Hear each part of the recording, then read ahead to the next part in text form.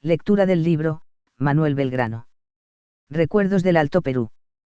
Crónica de la campaña libertadora. Autor, Javier Garín. La presente obra agotó 4 ediciones. El autor decidió cederla para su lectura y difusión en YouTube para contribuir a la difusión del pensamiento y acción de Manuel Belgrano.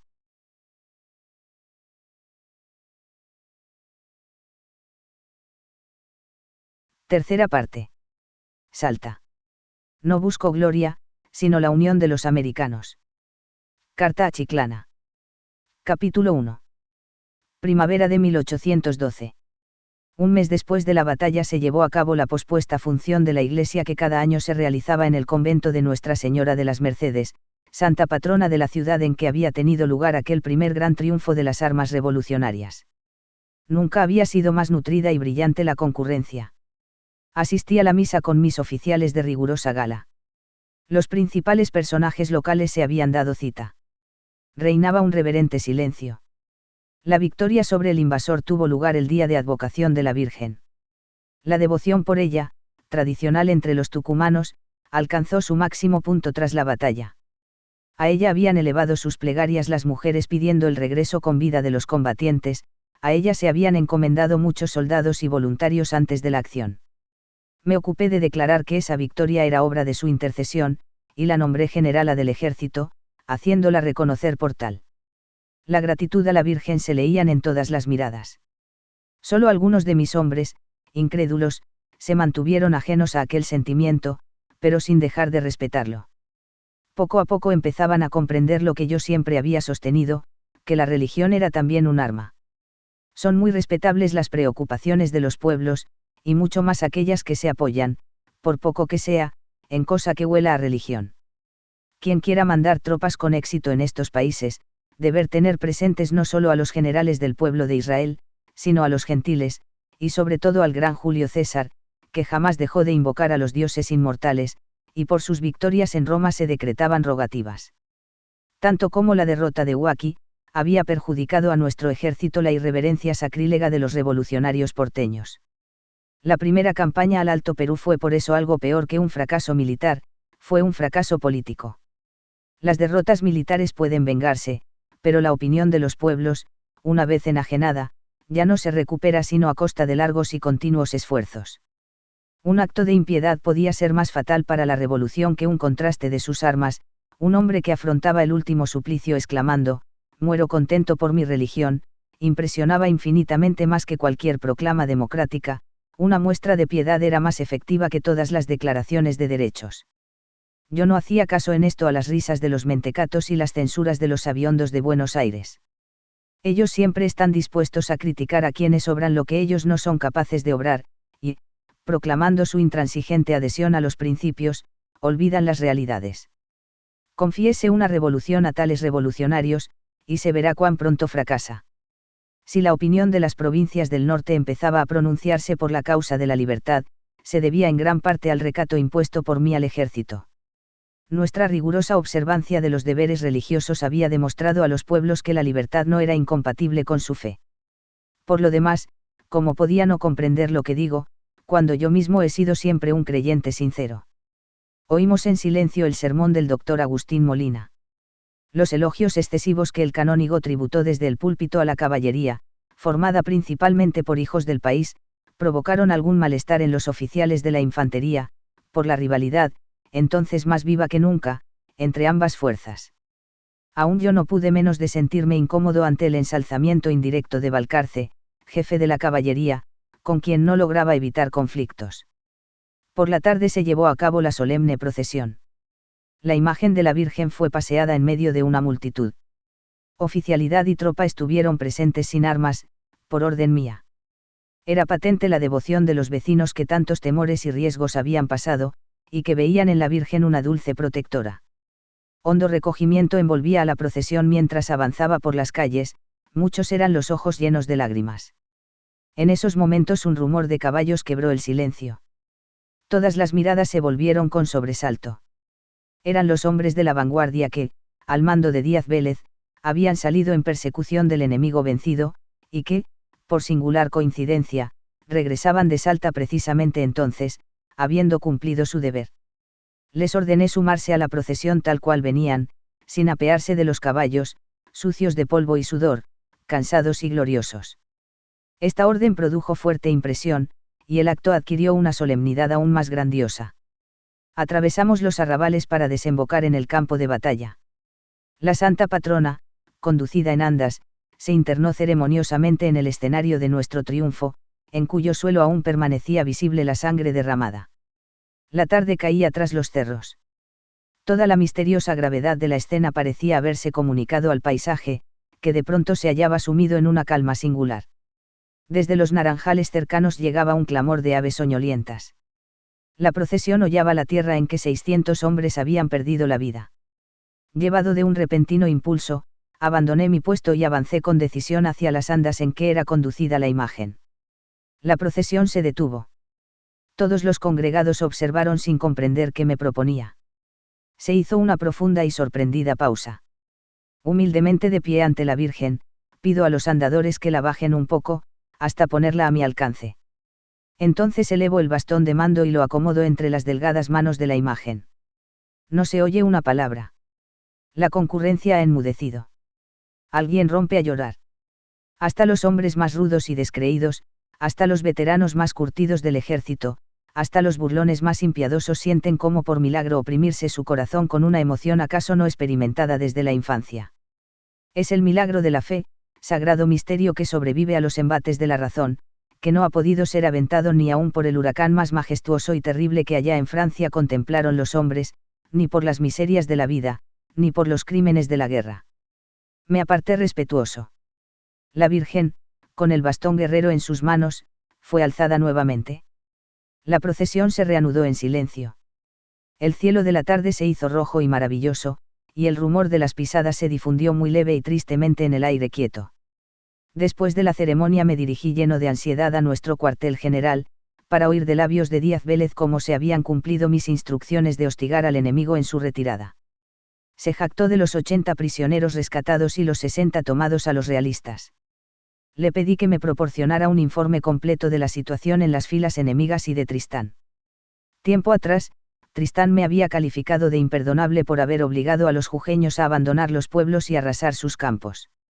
Pero el hombre está dotado de una capacidad casi infinita para acomodar sus juicios, y el general realista nunca creyó imperdonables las sangrientas represalias que su primo Goyeneche había dispuesto en el Alto Perú.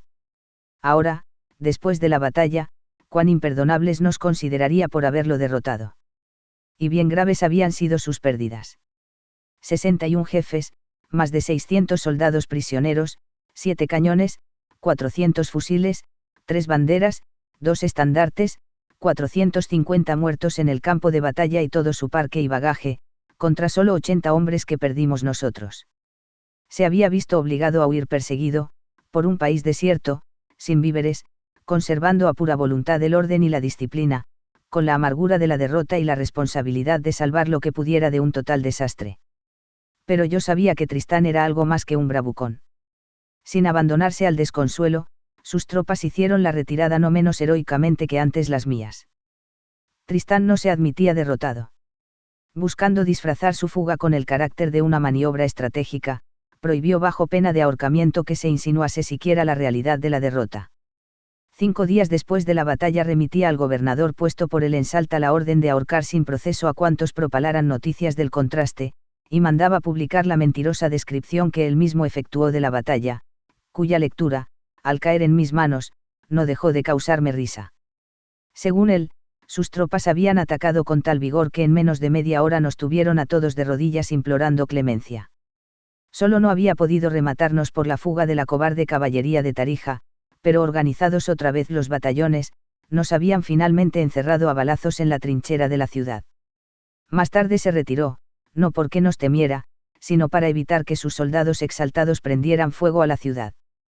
Todos los muertos eran atribuidos a nuestras tropas, en número de 600, mientras que su propia pérdida la redujo a unos pocos muertos y heridos, y a los baúles robados, pues, según él, nosotros triunfamos de sus equipajes indefensos, mientras ellos destrozaban nuestros batallones. Pero este gesto desesperado no impidió que la noticia se difundiera, llevada por los paisanos, los espías, los mensajeros, y hasta sus propios dispersos, que habían huido a Salta antes que él. En esa ciudad había a la sazón 80 patriotas prisioneros tomados en las piedras. No bien llegada la noticia, se insurreccionaron y pusieron a su cabeza a un hombre que llegaría a convertirse en invalorable asistente mío, don José Antonio Álvarez de Arenales. Español volcado a la causa de la independencia americana, liberal fanático, Arenales había estado preso en Lima por su intervención en la revuelta de Chuquisaca, en 1809. Regresado a su vecindario de origen, cumplía funciones de alcalde ordinario en Salta cuando Tristán hizo su invasión. Era un osado aventurero. Años antes había tenido en Chuquisaca ciertas desavenencias con el gobierno colonial. Al ordenarse su prisión, huyó realizando un portentoso viaje a Buenos Aires para presentar sus descargos personalmente al virrey, lo que le dio celebridad por ser una de las más veloces travesías que se hayan hecho nunca por esas ingentes soledades. Desde entonces participaba esporádicamente en los asuntos públicos. Conocido el desastre realista en Tucumán, se puso en inteligencia con los prisioneros, cooperó a su insurrección, asumió provisionalmente el gobierno y dictó las más severas medidas para imponer a los españoles. Pedí a Díaz Vélez que me brindara detalles sobre sus operaciones de hostigamiento. Con petulancia característica, me explicó que había sabido aprovechar al máximo las ventajas que le ofrecía la situación. Los realistas marchaban en masa por territorios poco conocidos para ellos, sin caballería ni movilidad, ignorantes hasta de lo que sucedía a 2 pasos de distancia. La vanguardia patriota, en cambio, podía fraccionarse, pasar a vanguardia del enemigo, destacar partidas, y realizar toda clase de maniobras. Una noche aparecen las fuerzas de Díaz Vélez sobre el campamento realista, tirotean y ponen en fuga a sus tropas, obligándolas a ganar las alturas de un cerro y abandonar sus fogones y asados. Otra vez es el capitán de dragones Cornelio Zelaya quien, al llegar al río de las Piedras, rinde a fuerza de armas a 40 hombres con solo 30 a su mando. Cada monte puede convertirse en una celada, cada arboleda ocultar una partida que tirotea a las tropas y acuchilla a los dispersos, en cada vado pueden aparecerse los patriotas a tomar prisioneros o dejar en tierra unos cuantos realistas muertos. Ha noticiado Díaz Vélez de la insurrección de prisioneros en Salta, envía al intrépido Zelaya con su avanzada de dragones para auxiliar a los insurrectos. La vieja ciudad vuelve a contemplar soldados revolucionarios. Zelaya se refuerza con 50 nuevos hombres y poco después emprende el camino de Jujuy para tomarla por asalto y apoderarse de un convoy con dinero metálico que viene para el ejército real. Los realistas se han fortificado en una sola calle, colocando un cañón en cada esquina, reforzados con los españoles del lugar, que desde balcones y techos disparan sus fusiles. Zelaya llega y echa pie a tierra, emprende un fuerte escopeteo, cambia de táctica y lanza un ataque por 3 puntos, al fin es rechazado, dejando 16 cadáveres al pie de las trincheras, no sin haber cobrado a los realistas un número similar de víctimas y otros tantos prisioneros. Regresa a Salta, en donde se reúne con Díaz Vélez, quien, habiendo tomado un camino alternativo, se ha adelantado a las fuerzas de Tristán con el objeto de resistir la ocupación de la ciudad por aquel. Se siguen algunas escaramuzas, pero la superioridad numérica de los realistas obliga a los patriotas a abandonar Salta por segunda vez. Los restos del maltrecho ejército de Tristán se fortifican luego en ella, mientras ordena capturar a Arenales, que para entonces se ha ocultado en una chacra. Avergonzado y sumido en la mayor tristeza, el jefe realista se encontró por fin en un lugar seguro, si bien temiendo un nuevo ataque. Desde Salta escribió a su primo amargamente, confesando su derrota y pidiendo refuerzos para vengarla. Agradecí a Díaz Vélez su relato y lo despedí, consintiendo que fuera a gozar de un merecido descanso. No todos mis hombres eran tan competentes y leales como Díaz Vélez y Zelaya. Amargas disensiones habían estallado en el ejército después de la victoria. De los hombres que permanecieron durante esos días conmigo en Tucumán, había solo 2 en quienes depositaba confianza, el coronel José Moldes y el barón de Olenberg. Pero bien pronto debí prescindir de ambos. Las desavenencias aparecieron en cuanto cesaron los tiros. Principales agitadores eran los inquietos Dorrego y Forest, quienes se atribuían todos los créditos de la victoria, y aunque brillante su actuación como jefes de la infantería, no por eso les asistía el derecho de clasificar los méritos ajenos. Toda una facción les era adicta y acataba sus juicios. A este lo señalaban como cobarde, a aquel como necio, a otro como incompetente, pero sus más acerbas críticas se dirigían a los que habíamos quedado fuera de la plaza. Sobre todo, acusaban a la caballería de cobardía y a Balcarce de vulgar ratero que se había dedicado a desvalijar el parque realista mientras la infantería debía soportar el peso mayor de la batalla. No siempre esas críticas estaban dictadas por honrados motivos, a algunos jefes se les hostigaba porque se les quería suceder en el mando. Ya dije que yo mismo fui objeto de acusaciones por haber dormido fuera de la plaza, pues, al parecer, solo lo que regresaron a ella eran héroes. Pero ni siquiera Díaz Vélez escapaba a sus reproches. El odio a Balcarce llegó a tal extremo que Dorrego dio orden para que no entrase en sus cuarteles ningún oficial de caballería. Por fortuna, este hombre revoltoso y lleno de ambición fue alejado de Tucumán, al tener que marchar en persecución del enemigo. La caballería contestaba recordando que la mayor parte de los muertos y heridos lo habían sido por sus manos. Balcarce era proclamado héroe absoluto y a nadie se le reconocía autoridad para censurarle cosa alguna. Ensoberbecido por el apoyo de los tucumanos, jugaba a caudillo de la plebe. Pronto se creyó libre de tener que mostrarse humilde ante mí, y aún llegó a calificarme públicamente de hipócrita. Así renacía nuestra enemistad, que solo la inminencia de la batalla había acallado. Yo no dejaba de retribuirle, acusándolo de no haber atacado a la infantería enemiga, e informaba a Buenos Aires sobre este punto. Pero si las posiciones de la infantería y de la caballería eran inconciliables, había algo en que estaban de acuerdo, en detestar a Moldes y a Olenberg. Mi gratitud a Moldes era grande. Su apoyo me había fortalecido en los peores momentos. Pero oficiales y soldados clamaban contra él porque, habiendo sido segundo jefe bajo Pueyrredón, su severidad proverbial lo indispuso con todo el mundo. El propio Pueyrredón había labrado informes muy desfavorables sobre él, en los que le atribuía el genio árido, la presencia inaccesible, el sombrero fijo en la calle, el asiento menguado en su casa, el desprecio de pareceres y el estar siempre dispuesto a mandar, nunca a obedecer.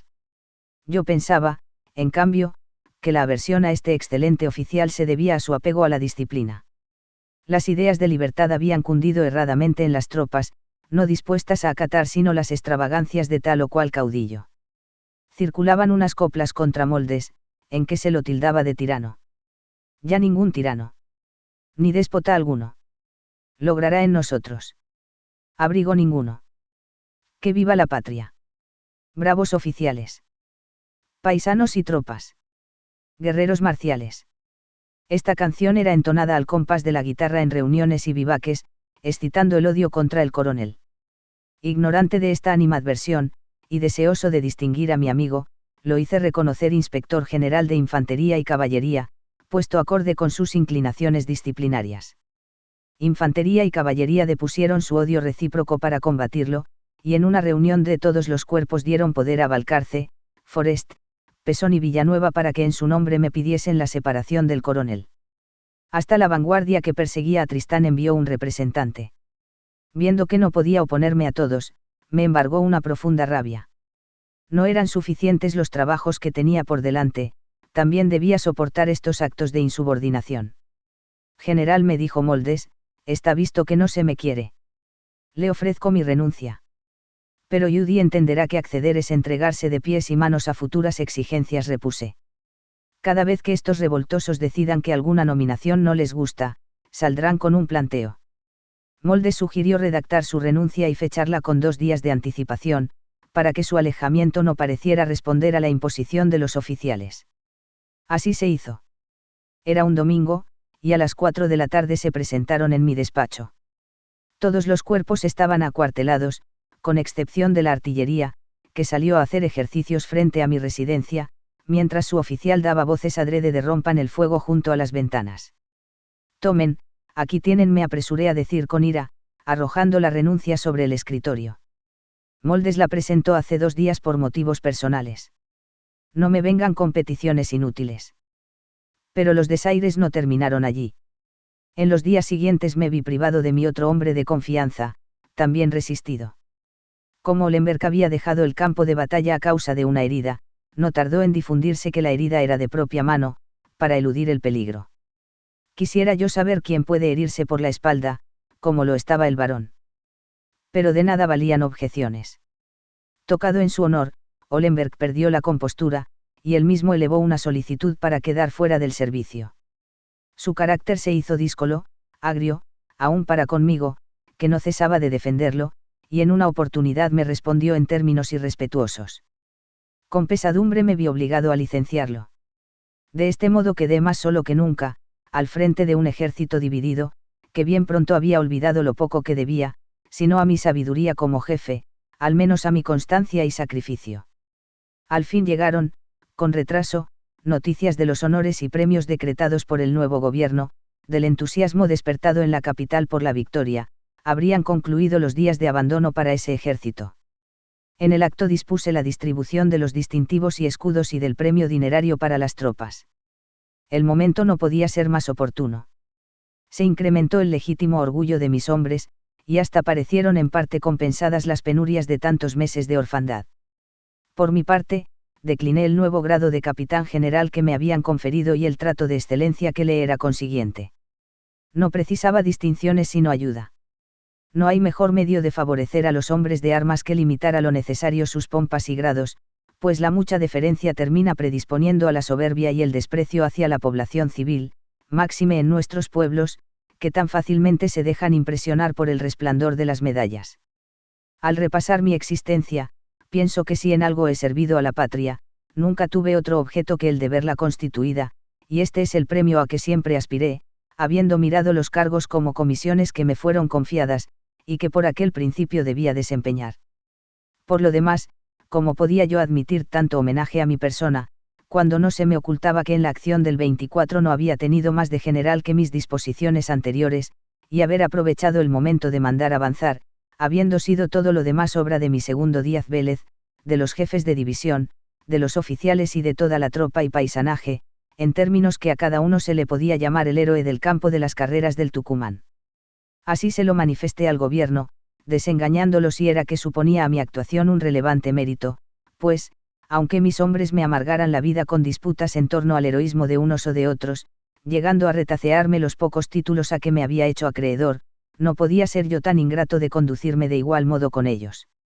Mientras tanto, poco tiempo quedaba para disfrutar de tales reconocimientos. Ya quería el triunvirato que se aprovechara al máximo la victoria, ya enviaba algunos refuerzos para terminar de abatir a los realistas, y me hacía saber que esperaba de mí un vigoroso ataque, para prevenir que Tristán fuera reforzado, o que con noticia de que se me enviaba algún socorro, temiese ser atacado y abandonase Salta para incorporarse a Goyeneche. Nuevos afanes, nuevos trabajos, nuevas tribulaciones. Inútil era soñar con la paz de un retiro o el imposible descanso de un hogar. La guerra exigiría de todos nosotros mucho más de lo que ya nos había quitado.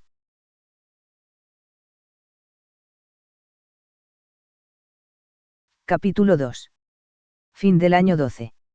La integridad de un ejército, como la de un hombre, padece más al terminar la lucha. Mientras todo es preparativo y urgencia, la incertidumbre y los obstáculos electrizan la voluntad. Pero cuando el combate ha concluido, es preciso un temperamento vigoroso para saber afrontar sin mengua la victoria o la derrota, pues ambas imponen sus propios desafíos. Al volver la vista a aquellos días posteriores a la batalla, comprendo de qué modo el enervante influjo de la victoria pesaba sobre nosotros. Yo sabía que Goyeneche aspiraba a ser árbitro de América. Mis conversaciones con el coronel Barreda habían alimentado la esperanza en una solución pacífica, el momento no podía ser más oportuno, la situación obligaría al general enemigo a reconsiderar sus planes. Con esa idea, y sin que dejara de influirme el hartazgo de la guerra, tomé la pluma y le escribí invitándolo a negociar. Le expuse la conveniencia de un acuerdo con Buenos Aires y la imposibilidad de establecer un sistema de gobierno forzando la voluntad de los pueblos, pues, aun cuando el éxito militar lo acompañara, nunca conseguiría arraigarse en un país hostil. Como demostración le envié los estados de nuestra reciente victoria. Inglaterra y Portugal, le dije, manifestaban la mejor disposición hacia el gobierno porteño, y ni siquiera el Perú era confiable para él, pues desde Lima mismo clamaban porque yo los libertara de la opresión. No había otra salida, Goyeneche debía venirse a que Buenos Aires y Lima resolvieran sus diferencias como buenos hermanos, nombrando diputados para un congreso encargado de zanjarlas.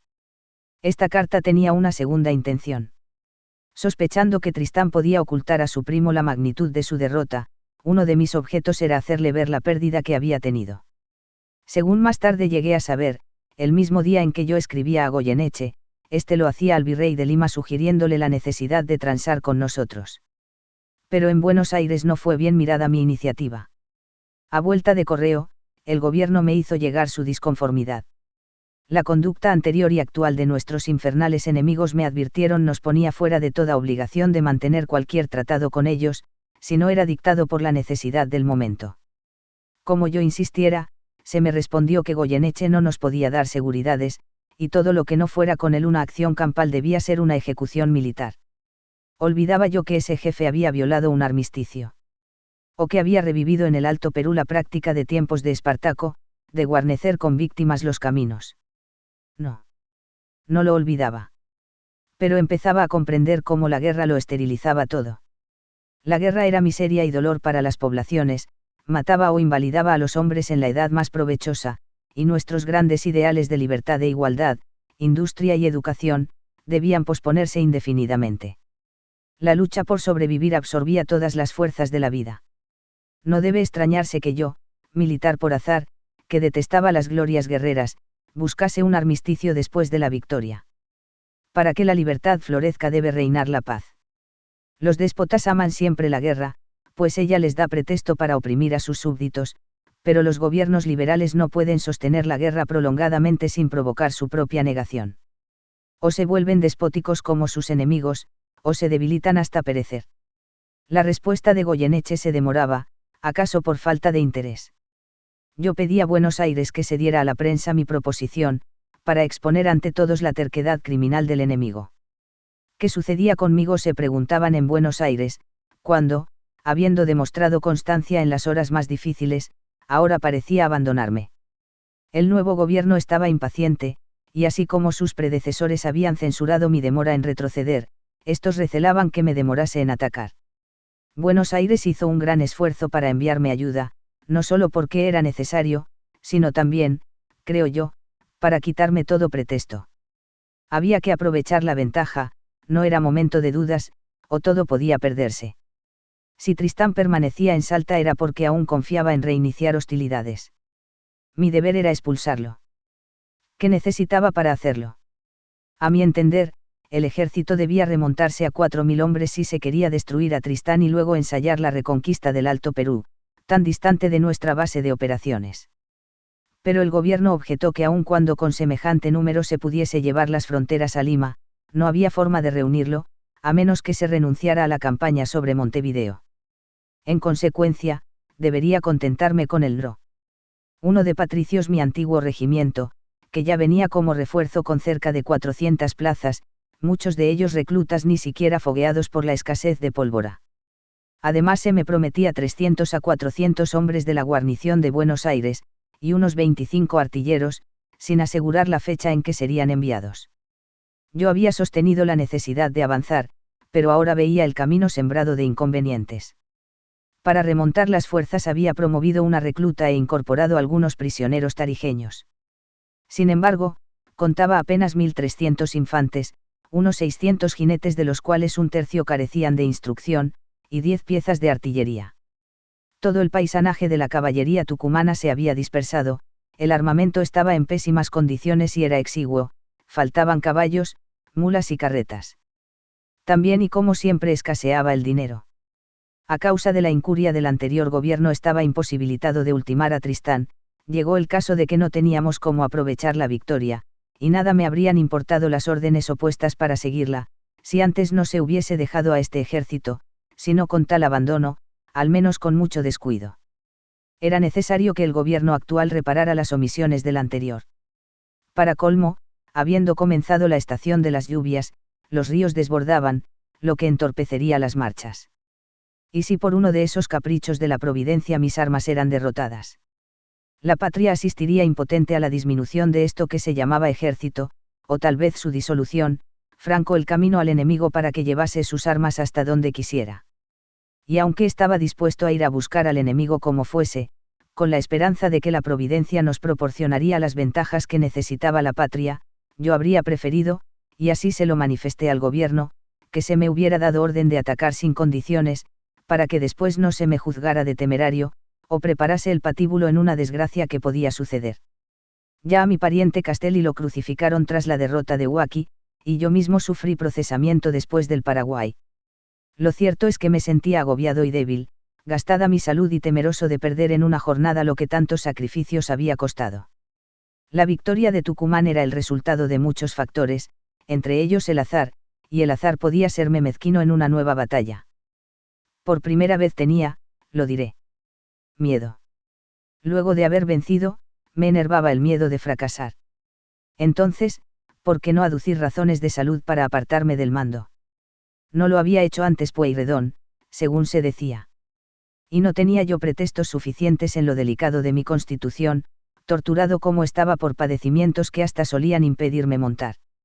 Retirándome con gloria de un puesto en que nunca me había sentido a gusto, otro más capacitado tomaría mi lugar, y yo, libre al fin, podría dedicarme a lo que siempre había soñado, la política de altas miras, la fecunda administración, los proyectos civilizadores. Pero, ¿a quién podía confiarse el mando de ese ejército díscolo, que a duras penas se sometía a mi autoridad, y que se tornaría imposible para cualquier otro? ¿Qué general tendría el suficiente tino de no malograr los réditos políticos alcanzados con tanto esfuerzo? ¿Acaso volvieran los tiempos del abuso, la irreligiosidad, la incompetencia? Nadie en Buenos Aires comprendía tan bien como yo el carácter de aquellos pueblos. Y, aunque a los ojos del mundo me retirara inmaculado, mi conciencia jamás dejaría de reprocharme. Así me debatía entre pensamientos opuestos y razones contradictorias. Solo acabaron mis vacilaciones con las noticias llegadas por esos días desde Buenos Aires. En la capital había madurado, por fin, el recambio de las instituciones.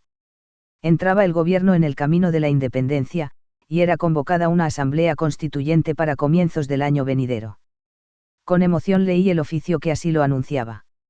El eterno cautiverio de Fernando VII, decía aquella proclama inolvidable, ha hecho desaparecer los últimos derechos de la España. Tales eran las palabras que los pueblos habían aguardado con impaciencia. Por fin había en Buenos Aires una autoridad que, arrancándose el vergonzoso disfraz de la lealtad a Fernando, se atrevía a revelar sus propósitos. Esta, sin duda, será la memorable época en que el pueblo de las Provincias Unidas del Río de la Plata, abriendo con dignidad el libro de sus eternos derechos, por medio de libres y legítimos representantes, vote y decrete la figura con que debe aparecer en el Gran Teatro de las Naciones. No coincidía este pensamiento con el que yo mismo había expresado al crear la bandera. El Gran Teatro de las Naciones, donde ondearía, tal vez, la enseña bicolor, enarbolada cierta tarde ignota a orillas de un ancho río americano. ¿Cómo no sentirme conmovido al leer aquellas líneas? Tenía sentido, ahora, perderme en devaneos y negociaciones. A partir de ese día, todas mis dudas no diré que cesaron, pero sí que fueron enérgicamente sepultadas. No había derecho al desaliento, criminal será, ante sí mismo, quien se acobarde a la hora de ver realizados sus sueños. Dorrego, vuelto con la vanguardia a Tucumán, había reanudado su plan de encumbramiento personal y disolución del sistema disciplinario. Nombrado jefe propietario del batallón de cazadores, no se sentía satisfecho con este ascenso. Tampoco Forrest lo estaba con su nuevo grado de teniente coronel y segundo comandante del regimiento No. 6. Uno y otro ansiaban destacarse en forma absoluta, y, sobre todo, perjudicar a Balcarce. La situación de Balcarce era para entonces difícil. Tenía el apoyo de sus amigos tucumanos, pero lo detestaban sus colegas militares, y yo, su jefe, le guardaba resentimiento. El nuevo gobierno también lo sospechaba por su filiación política, había ordenado labrarle una sumaria secreta, remitiéndome una orden en su contra, firmada en blanco, para que procediera como creyese conveniente. Mis prevenciones habían aumentado desde la expulsión de Moldes, de la que suponía promotor a Balcarce. Di curso a la sumaria secreta, y fueron citados a declarar varios oficiales y jefes, bajo juramento de no confiar a nadie el objeto de aquella declaración. Se acusaba a Balcarce de cobardía en batalla, de haberse entregado al saqueo en lugar de combatir, y de enriquecerse con botines mientras sus camaradas corrían peligro. Actuaba yo con mezquindad vengativa. Tal vez. Balcarce se me había hecho intolerable, más aún por el favor público de que gozaba en Tucumán. Pero algunos de los interrogados, que tenían amistad con él, violaron el juramento para ponerlo sobre aviso.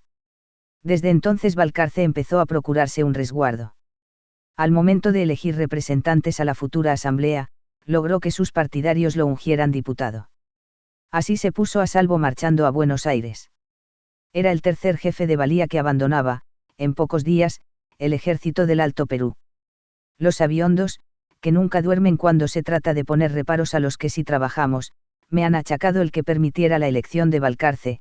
Este no solo era mi enemigo personal, sino también cabecilla del partido girondino. Pero, ¿qué se supone que debía yo hacer? Inmiscuirme en las elecciones. Tal parece que solo estamos dispuestos a respetar la voluntad del pueblo cuando coincide con la nuestra. La Asamblea General representaba mis máximas aspiraciones, y yo, sin pertenecer a ningún partido, simpatizaba con los jacobinos del gobierno, cuya estrategia me parecía la mejor. Sin embargo, si había de mostrar en los hechos la sinceridad de mis convicciones, no podía prestarme a burlar los deseos de los vecinos, ni tan siquiera a influirlos. Me excusé de presidir el acto, delegando tales facultades en el gobernador, para que lo presidiese sin voto. Quería hacer ver a todos la imparcialidad con que procedía en estos asuntos, y que nadie me pudiera atribuir partidos, en que no estuve, estoy ni estaré jamás. Esta es la conducta que se me ha reprochado, sin comprender que no he trabajado por el encumbramiento de tal o cual facción, sino por la independencia. Mi misión era repulsar al enemigo externo afianzando la seguridad del Estado, mientras la Asamblea se encargaba de organizarlo. Las provincias debían regirse sin la tutela de las fuerzas que Buenos Aires había mandado a ellas, y el ejército, no influir en los pueblos, salvo en lo que fuera propaganda revolucionaria. ¿Cuánto habríamos avanzado si siempre, y en todo sitio, nuestros hombres de armas se hubieran hecho acreedores del mismo reproche que contra mí se dirigió? Con la partida de Balcarce no se acabaron las controversias. El cuerpo de cazadores, de que Dorrego era flamante jefe, gozaba de bien merecido concepto. Cuerpo escogido, era también el primero de tropas ligeras que teníamos los patriotas. Dorrego aspiraba a las más estrafalarias preferencias para su batallón, poniendo en aprieto mi ecuanimidad. Para reforzar su situación, concertó una alianza con la artillería, constantemente proclamada en fogones y tertulias, con protestas de eterna amistad. La artillería y cazadores, era el voto desafiante que salía de boca de los oficiales de ambos cuerpos. Organizaban bailes en los que excluían al resto de la oficialidad, se abrazaban fraternalmente y miraban a los otros poco menos que como enemigos. Cierta noche esta rivalidad rozó el escándalo. Los decididos habían organizado un baile, Dorrego fue invitado, pero al concurrir encontró la oportunidad de considerarse ofendido porque no se le hicieron honores.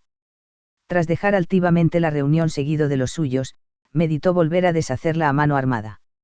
Yo, que estaba como invitado, debí permanecer hasta el último en el baile, temeroso de cualquier incidente, y sabedor de que nada se intentaría mientras estuviera allí. Ignoro por qué este hombre se conducía así. Si dijera hasta qué extremo lo he distinguido en el trato, cuántas veces escribí a Buenos Aires recomendando sus virtudes, cuántas veces fingí ignorar sus dislates, y cuántas, en fin, debí amonestarlo buscando provocar su reflexión. Si quise a Moldes por amigo, y a Olenberg como apoyo y consejero, yo a Dorrego le dispensaba un afecto casi paternal. Si no lo hice objeto de mayores confianzas fue por la sola causa de su conducta, sus celos hacia el varón y mi deseo de corregirlo mediante la severidad, pues es cierto que uno exige más de quien más estima. Lo confieso con dolor, ya que en día no lejano su comportamiento hacia mí sería muy amargo. Pasaba las horas urdiendo despropósitos. Una noche, para escarmentar a ciertos civiles que tenía entre ojos, allanó una casa de juego en donde sabía se encontraban, y los llevó presos al cuartel. Puede ser que después de haberme privado del varón y de Moldes, quieran también indisponerme con el vecindario. Exclamé al saberlo, golpeando con ira mi escritorio. Puse en libertad a los cautivos, pero, por más que deseaba castigar a Dorrego, nada me atreví a hacer, por temor a la sublevación de sus facciosos. No transcurrió mucho tiempo sin que los cazadores protagonizaran otro incidente durante las paradas que se hacían en la plaza para la distribución de las guardias.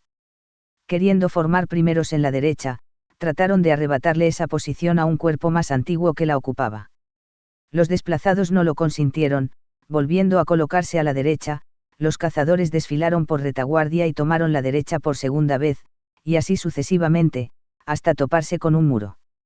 Eran niños con armas y la cosa podía pasar a mayores. Dejé mis ocupaciones y acudí a la plaza a zanjar la cuestión. Como di razón a los otros, Los cazadores fueron a formarse a la extrema izquierda, prometiéndose desquite. Tales trastornos me demandaban un supremo ejercicio de paciencia. Obligado a contemporizar, no tenía más remedio que devorar la ira. Las responsabilidades, el trabajo organizativo y estos disgustos, aunque pequeños, roían mi salud e iban acentuando los síntomas de una indisposición creciente. Cada vez se hacía más necesario marchar sobre Salta. Yo trabajaba con ahínco, reservando solo las noches para mi descanso. Era, en efecto, por las noches que me sentía más a gusto. Durante el día, bajo los calores que ya empezaban a pesar, 1000 afanes me requerían, la recluta y la instrucción, el acomodo de los refuerzos que venían de Buenos Aires, los ejercicios, la faena de administrar como un meticuloso avaro los recursos de que disponía, y la de introducir el plan reorganizativo que para entonces tenía en mente. En cambio, al caer la sombra, cuando la ciudad y el cuartel se hundían en el silencio, podía yo ilusionarme con momentos de preciosa serenidad. Entonces era cuando escribía. No me incomodaba la correspondencia, antes bien, me agradaba ir hilvanando las palabras. Experimentaba bienestar en el diminuto rasguño de la pluma sobre el papel, y en el desenvolverse del hilo de tinta frente a mis ojos. Me traía recuerdos de la vieja secretaría del consulado y de las horas pasadas redactando dictámenes y memorias. Cuando ya nada restaba por hacer, acometía una vieja y relegada traducción de Washington. Esto y la lectura eran mis únicos recreos. Desde hacía tiempo yo siempre tenía a mano un gastado ejemplar de la despedida que compuso George Washington, ese héroe digno de la admiración de nuestra edad y de las generaciones venideras, ejemplo de moderación y patriotismo. Al retirarse de la vida pública, dejó a sus conciudadanos saludables lecciones, y yo siempre he creído que, hablando con ellos, habló con cuantos tenemos y cuantos puedan tener la gloria de llamarse americanos. Desde joven sigo a Washington como guía de patriota austero, libre de mezquindades facciosas, solo preocupado en alcanzar la independencia y engrandecimiento de su pueblo. Y aunque jamás he sido ambicioso, alguna vez me asaltó, en horas de inmodestia, la desmedida aspiración de imitar a aquel gran hombre. Pobres capacidades las mías, e infinita presunción. El librito era mi amuleto y fuente de calma, con su lectura veía renovarse esa amistad silenciosa y despojada que solo puede establecerse entre un hombre y un libro. Desde que cayó en mis manos en 1805, la despedida me ha proporcionado entusiasmos y consuelos, la recomendé a mis amigos, la tuve en mi bagaje durante la campaña al Paraguay, comencé a traducirla como aporte a la educación de mis compatriotas. Ya tenía adelantado el trabajo cuando, atacado por los paraguayos en Tacuarí, debí quemarlo con todos mis papeles. Ahora volví a él, y mientras descansaba de tareas menos gratas, me sentaba a mi escritorio, y, con reposada pluma, iba vertiendo las palabras de Washington al español. A veces mi ánimo era más firme, por ejemplo, el día que llegó a mis oídos la ruptura de alianzas entre los oficiales que me amargaban la vida. Eran tan pueriles que ni siquiera advertían su conveniencia, unidos resultaban intocables, pero enemistados irían cayendo uno tras otro. Solo era cuestión de esperar. He dicho que con la salida de Olenberg y Moldes, había yo perdido a mis confidentes. Aunque el mayor general Díaz Vélez era hombre de confianza, su carácter altanero no lo hacía accesible a la amistad. Otros oficiales jóvenes, como la Madrid, ocupaban todavía un rango muy subalterno. Por lo demás, era suerte que Balcarce hubiese partido, llevando tras de sí una fuente de conflictos, pero fuerza es reconocer que, en la instrucción de la caballería, no resultó fácil encontrar quien lo reemplazara. Estaba, pues, más solitario. Pero no había de pasar mucho tiempo antes de que llegaran a Tucumán dos hombres destinados a convertirse, el uno en mi más leal amigo, y el otro en mi colaborador más eficiente. Se trataba, respectivamente, del doctor Joseph Redhead y de don José Antonio Álvarez de Arenales, y el hecho de que ambos hubiesen arribado al cuartel patriota fue una simple consecuencia de la actitud asumida por Tristán en Salta. En efecto, desde que el jefe realista ocupó esa ciudad, comenzaron las persecuciones a cuantos le fueron señalados como sospechosos de simpatías patriotas. El doctor Redhead, una de las víctimas, es un médico escocés, que ejerce su profesión en esta parte de América desde 1805, ha residido algunos años en Charcas, en el Alto Perú, y desde 1809, según creo, en Salta, cuyo clima benigno y bonanza social lo cautivaron. Hombre de ciencia, recogido y estudioso, a quien no atraen los afanes del siglo, practica la medicina por amor cristiano, como auténtico filántropo, estas palabras lo harán sonrojarse cuando las lea, pero la virtud merece siempre el homenaje de la verdad. Siendo extranjero, había preferido no tomar parte en las luchas que lo rodeaban, aunque todos sabían que simpatizaba con la causa americana, y por provenir de las Islas Británicas los españoles de Salta lo señalaron a Tristán como individuo peligroso. Peligroso, el doctor Redhead, persona la más apacible e incapaz de daños. Sin embargo, el regreso de Tristán a Salta fue iracundo, y el buen médico, acosado, no tuvo más remedio que emigrar. Yo recibí este hombre con gran simpatía, impresionado por su mirada bondadosa e idealista, y las bellas cualidades que lo honran. Así nació una afinidad que ha sobrevivido hasta hoy, pese a los embates de los años y de la fortuna, y no otra es la sabia y afectuosa mano que me asiste en mi lecho de moribundo, mientras escribo estas memorias. A la sazón, se ofreció Redhead a servir como cirujano en nuestro ejército, dejando a un lado su neutralidad. Debo agradecer a Dios que en medio de mis trabajos no me privó de la satisfacción de ver florecer en torno mío hermosas amistades. Viva el hombre solo, y todas las aflicciones lo visitarán, y contratiempos vulgares abatirán su alma, pero tenga el hombre amigos y ninguna calamidad será suficiente a derrotarlo. Yo invité a Redhead a colaborar, con su buen inglés, en la traducción de la despedida de Washington. Así, mientras la llevábamos a cabo, discutíamos fraternalmente de altas ideas políticas y sueños para la humanidad. Washington nos daba el tema y la excusa, y nosotros, en las madrugadas solitarias, departíamos a la luz de una lámpara, con el librito sobre la mesa, en mi tranquila residencia. La ira de Tristán cayó sobre Arenales, por su cooperación al motín de prisioneros. Obligado a esconderse, el aguerrido liberal español había mantenido correspondencia conmigo desde su refugio, hasta que, temiendo ser atrapado, tuvo por fin ocasión de fugar, pasando grandes peligros, porque su condición de peninsular lo tornaba doblemente odioso para los realistas. Como si la lealtad al terruño obligara a defender los despotismos. Arenales resolvió encolumnarse con nosotros. Carácter discreto pero enérgico, nada le disgustaba más que verse injustamente agredido, pues entonces se despertaba en él una obstinación inquebrantable.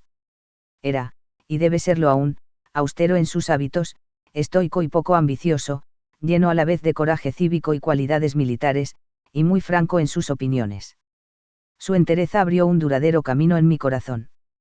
De estos días, también, data mi primer intercambio epistolar con el ilustre creador de los granaderos a caballo, coronel don José de San Martín, venido no hacía mucho de Europa y coautor del movimiento revolucionario que dio origen a las nuevas autoridades. Grandes destinos aguardaban a ese hombre, y así se anticipaba en su figura, pues ya por entonces, sin haber hecho todavía cosa alguna trascendente, lo rodeaba una aureola que sus aciertos irían tornando más brillante. San Martín hubo de retribuir mis confianzas influyendo en el gobierno para que atendiese mis reclamos. El gobierno, entretanto, impaciente por ver consumada la destrucción de Tristán, me enviaba abundantes auxilios, sino en la medida en que yo los pedía, al menos en todo lo que estaba a su alcance. Así, mis fuerzas llegaron a contar 3.000 hombres a fines de diciembre, siendo unos 800 de los refuerzos llegados de Buenos Aires. Los regimientos 1 y 2 de patricios estaban entre ellos, gloriosos veteranos que no habían descansado desde las invasiones inglesas, asistiendo a todas las expediciones con el fusil al hombro, sin excusarse jamás pese a su condición de voluntarios. Las patria ha de recordar por siempre a aquellos hombres que, impagos y semidesnudos, conocieron las selvas paraguayas, las cuchillas orientales y la vastedad de la pampa, y ahora conocerían la montaña y el altiplano. También se sumaron una división de artilleros, una compañía de pardos y morenos y numerosos reclutas. El gobierno cuidaba especialmente remitir el armamento y vestuario que tanto nos escaseaba, así como el dinero con que hacer frente a las deudas y pagar aunque fuera en parte los atrasadísimos haberes de los soldados. Con economía feroz administré los cerca de 70.000 pesos recibidos en distintas partidas, usando además del crédito abierto en los pueblos. Desde fusiles y municiones hasta camisas y corbatines, todo era preciso contemplar, y el gobierno se esforzaba por proporcionarlos. Bueno era ahora mi grupo de colaboradores, Díaz Vélez, mi segundo, el recién llegado Arenales, que aportaba su consejo político, Tomás de Anchorena, nombrado secretario de guerra, mi amigo Feliciano Chiclana, que había sido designado gobernador-intendente a indicación mía. Cada cual en su esfera, estos hombres me secundaron en la cansadora labor organizativa. La disciplina mejoraba, las tropas estaban ya medianamente instruidas, se habían efectuado innovaciones dentro de la estructura militar. Aboliendo parcialmente la ordenanza española, seguida hasta entonces al pie de la letra, suprimí la división de la infantería por regimientos, más apropiada para ejércitos numerosos. También reformé la caballería, el escuadrón de húsares fue extinguido y refundido en el cuerpo de dragones, regimiento completo de 12 compañías. El año de 1812 llegaba a su fin. Un nuevo año, más promisorio en realizaciones para la libertad, estaba al comenzar bajo los auspicios de la Asamblea General Constituyente. Todo se hallaba listo.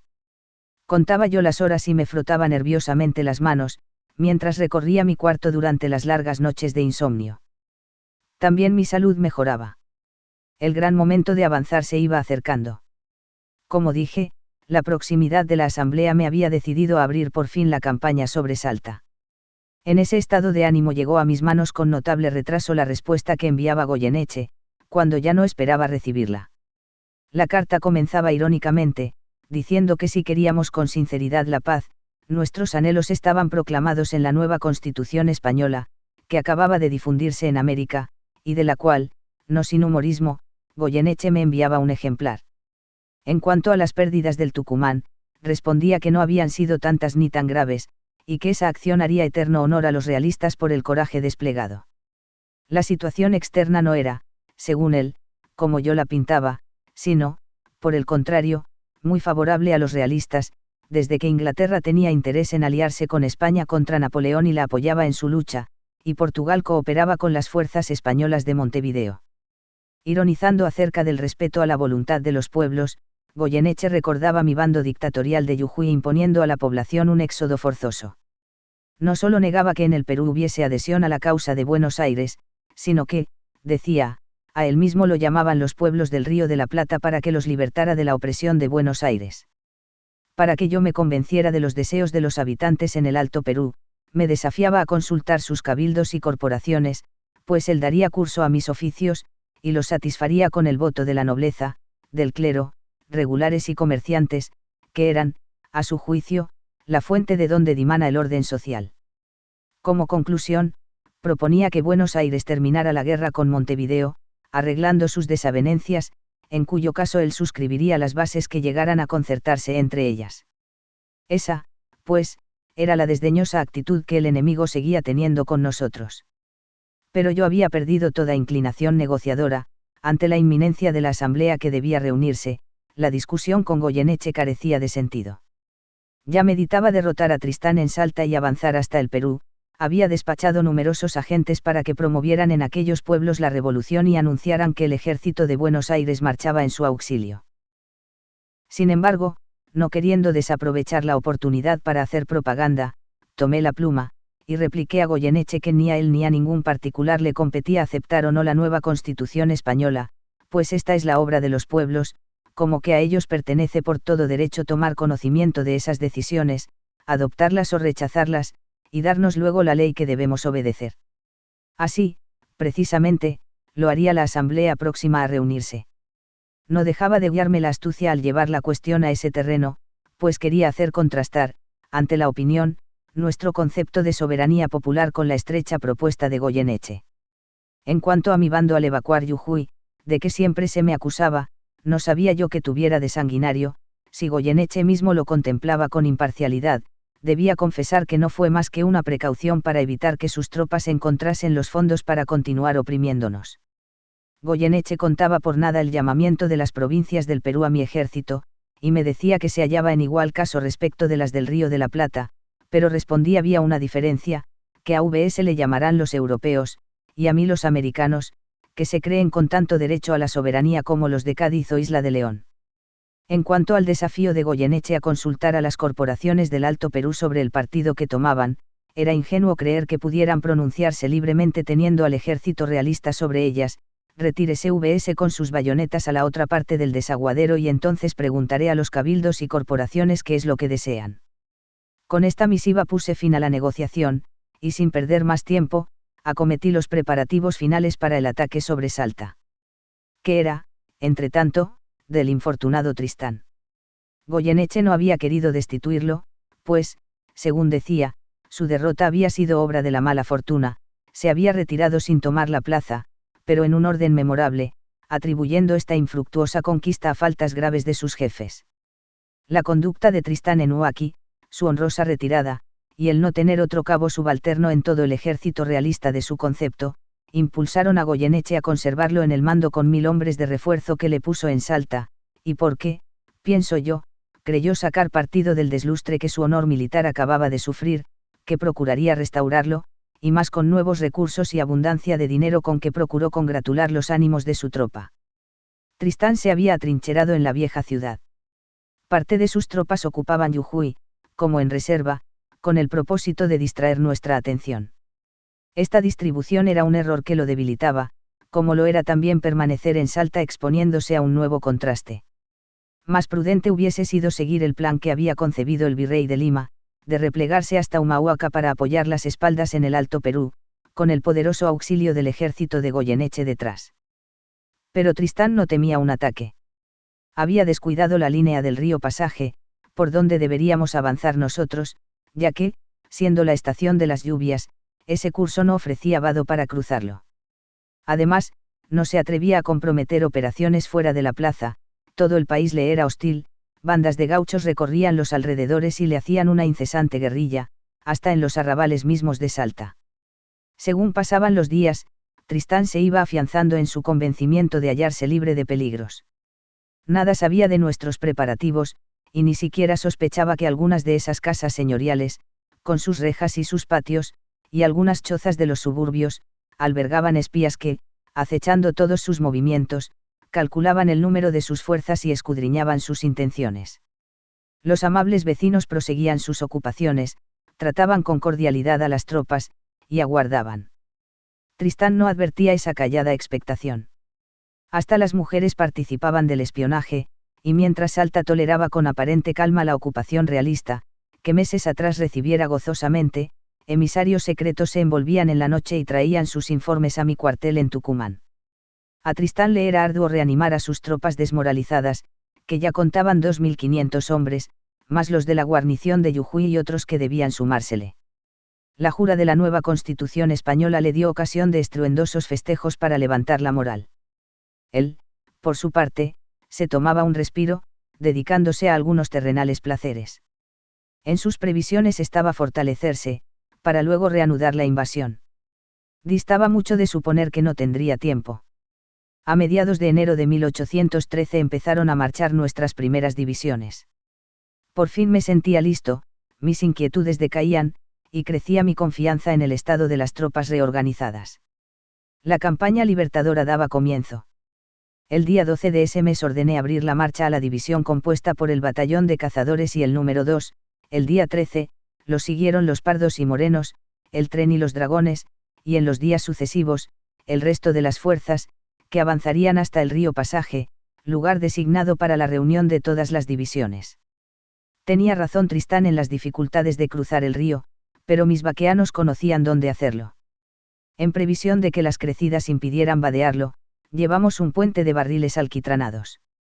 La tropa avanzó con el mayor entusiasmo y alegría, su subordinación prometía los resultados más favorables, y sobre todo, el gran aprecio que hacían de sus bayonetas, habiendo conocido la importancia de esta arma, y que a su presencia los enemigos abandonarían el puesto. El espíritu de mis hombres corría parejas con el mío propio. Lo más alentador era la disciplina que había logrado establecer pese a todos los contratiempos. A tal punto era así, que durante nuestra permanencia en Tucumán no había habido quejas contra el ejército, y el vecindario había dormido con las puertas abiertas. Tal conducta tenía una importancia capital, pues, como muchas veces dije, Goyeneche había propalado la creencia en nuestra barbarie. No digo que mi mérito en esto haya sido relevante, pues solo cumplí con el deber. Pero debo también añadir, so riesgo de inmodestia, que nunca hubo fuerza armada más respetuosa de la ley que la que yo mandaba entonces, y cuando más tarde los furores de la anarquía se apoderaron de aquellas tierras, el recuerdo de nuestra conducta hubo de renacer en todas las memorias, para señalar un contraste con las vejaciones que se sucedieron. Pero antes de que las tropas comenzaran a marchar en la forma que dejo dicha, quise imprimir en todas las conciencias el significado profundo de un nuevo acto de religiosidad. Mandé hacer las honras fúnebres a todos los muertos de la acción del Tucumán, sin distinguir entre propios y enemigos, todos ellos habían sido hombres, y sus muertes debían ser honradas. Los bárbaros patriotas dábamos así una lección a los civilizados realistas, cuya costumbre de dejar insepultos los cadáveres de sus enemigos, como espectáculo ejemplarizador, se había hecho conocida. Asistí al acto con todo mi Estado Mayor. Las monjas de Buenos Aires, a cuyos oídos llegó noticia de nuestra piedad, nos remitieron 4.000 escapularios de Nuestra Señora de las Mercedes, generala y patrona del ejército, para ser distribuidos a soldados y oficiales. Ordené que a medida que fueran saliendo los batallones rumbo al río Pasaje, se les condujera previamente a la calle en que estaba situado el Templo de la Merced. En el atrio, al pie de la imagen, se había preparado una mesa, la tropa que iba a partir formaba allí, y los religiosos, presentando grandes bandejas en las que se traían de a cientos los escapularios, procedían a entregarlos a jefes, oficiales y tropa, colocándolos sobre los uniformes. Yo mismo me hice colocar uno. Los escapularios se convirtieron en divisa de guerra, y si alguien perdía el suyo, se esforzaba en procurarse otro. Mi entusiasmo crecía con el de mis hombres. La casi ninguna deserción era el barómetro que manifestaba el contento de la tropa, y el espíritu que la animaba contra el enemigo, pese a no haber dado sino una cuenta de 4 pesos a unos, de 3 y hasta de 2 a otros, por la escasez de numerario. ¿Qué diferencia con la situación anterior del ejército, cuando la deserción era uno de los más graves inconvenientes? Con sus haberes largamente atrasados, marchaban los soldados a la gloria o a la muerte deponiendo quejas que podrían haber elevado con la mayor justicia. Como quiera que del Paraguay tenía yo aprendido que la fuerza del convencimiento debe concurrir a la de las armas, pedí por esas fechas al gobierno 30 ejemplares de la carta de un americano, ese notable escrito que con tanto acierto destruye las argumentaciones de los realistas, y tan claramente pone de manifiesto la conducta de España frente a la América, cuya política ha sido reducir a los hombres a la condición de bestias. Era mi propósito hacerlo distribuir por todo el Perú para generalizar los principios de la revolución y uniformar las opiniones. También puse fin a la traducción de Washington, cuya última línea escribí al día siguiente de abandonar Tucumán. Remití el librito a Buenos Aires para su publicación por la imprenta de los Niños Expósitos, cumpliendo así un viejo deseo. Las tropas avanzaban, las diferentes divisiones iban llegando al río Pasaje y se concentraban, yo montaba mi caballo para unirme a ellas. Como quiera que la Asamblea General Constituyente se había reunido en Buenos Aires, era mi intención hacerla jurar y reconocer por las tropas antes de seguir avanzando. Rebosando confianza e ilusiones, aguardaba mediante Dios el mejor de los sucesos. Y me prometía solemnemente arrojar a los enemigos de las provincias oprimidas.